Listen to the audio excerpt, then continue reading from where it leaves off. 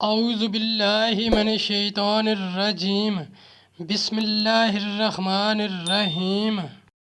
السلام علیکم ورحمۃ اللہ وبرکاتہ۔ طالب علم ساتھیو، اس سے پہلے والی ویڈیو میں ہم نے سورہ بقرہ کی آیت نمبر 273 کے بارے میں پڑھا۔ اس ویڈیو میں ہم پارہ نمبر 3 سورہ بقرہ کی آیت نمبر 274 کا ترجمہ، تفسیر، عربی، شان نزول پڑھیں گے اور قرآن کی روشنی میں اہم دینی مسائل بھی سیکھیں گے۔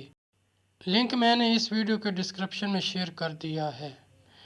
فرمان علی شان ہے کہ علم حاصل کرنا ہر مسلمان مرد عورت پر فرض ہے۔ اے اللہ ہمارے علم میں اضافہ فرما، آمین۔ آیت نمبر 274، الذین ینفقون اموالہم باللیل والنہار سرا وعلانیۃ فلہم اجرہم عند ربہم ولا خوف علیہم ولا ہم یحزنون۔ ترجمہ: وہ جو اپنے مال خیرات کرتے ہیں رات میں اور دن میں، چھپے اور ظاہر، ان کے لیے ان کا انعام ہے ان کے رب کے پاس، ان کو نہ کچھ اندیشہ ہو نہ کچھ غم۔ تفسیر و شان نزول، یعنی راہ خدا میں خرچ کرنے کا نہایت شوق رکھتے ہیں اور ہر حال میں خرچ کرتے رہتے ہیں۔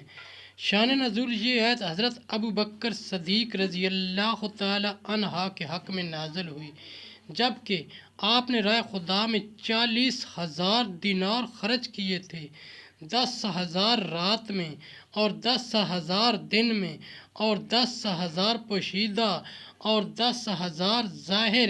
ایک قول یہ ہے کہ یہ آیت حضرت علی رضی اللہ تعالی عنہ کے حق میں نازل ہوئی جبکہ آپ کے پاس فقط 4 درہم تھے اور کچھ نہ تھا۔ آپ نے ان چاروں کو خیرات کر دیا، ایک رات میں، ایک دن میں، ایک کو پوشیدہ، ایک کو ظاہر۔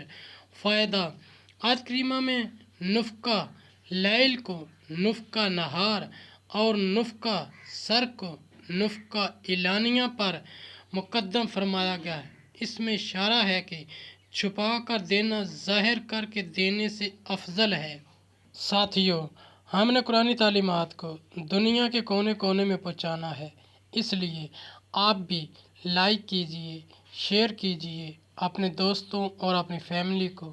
میرا چینل قرآن ود ایڈیپیڈیا سبسکرائب کرنے کی دعوت دیجئے اور گھنٹی بجانا نہ بھولنا تاکہ اگلی ویڈیو کا نوٹیفیکیشن آپ کو وقت پہ مل سکے۔ اللہ کریم ہم سب کی نیک اور جائز حاجات پوری فرمائے، آمین یا رب العالمین۔